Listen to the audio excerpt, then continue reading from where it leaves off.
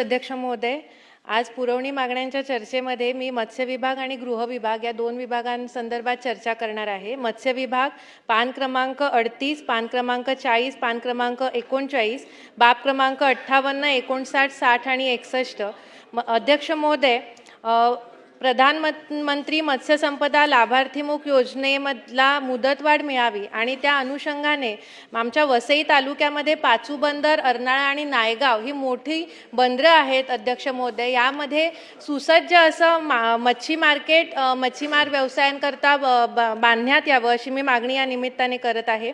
तसंच वसईतल्या पाचू बंदर येथे डम्पिंग ग्राउंड होतं आणि आता ते डम्पिंग ग्राउंड बंद करण्यात आलेलं आहे। ती जागा मोकळी आहे अध्यक्ष महोदय, आणि त्या मध्ये इतर दुसरी कोणतीही योजना कार्यान्वित करण्याऐवजी जर तिथे मत्स्य व्यवसाय करणाऱ्या युवा पिढीसाठी प्रशस्त असं आधुनिक मत्स्य प्रशिक्षण केंद्र सुरू करण्यात आलं तर खूप फायदा ह्या मच्छीमारांचा होणार आहे। तर ही मागणी मी या निमित्ताने अध्यक्ष महोदय करते।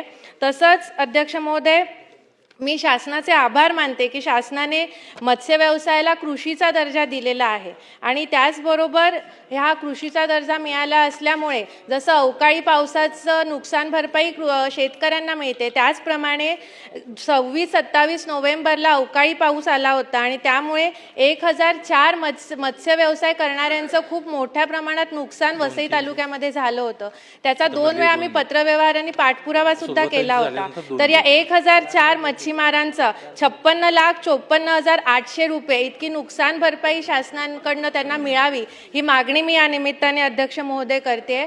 तसंच अर्नाळा जेट्टी, पाचू बंदर जेट्टी, नायगाव जेट्टी आणि पाचू बंदर जेट्टी यांचं सुद्धा नूतनीकरण करण्यात यावं अशी मी मागणी करते। अध्यक्ष महोदय, गृह विभाग पान क्रमांक 23 2 मिनिटं अध्यक्ष महोदय, गृह विभाग पान क्रमांक 23, पान क्रमांक 19, बाब क्रमांक 30 आणि 37। अध्यक्ष महोदय, आमच्याकडे वसई मुंबईला लागून असल्यामुळे मुंबईचा राडारोडा हा वसईच्या खाडीपट्ट्यामध्ये आणि हायवे पट्ट्यामध्ये बेकायदेशीर या राडारोड्याचा भराव होत चाललेला आहे।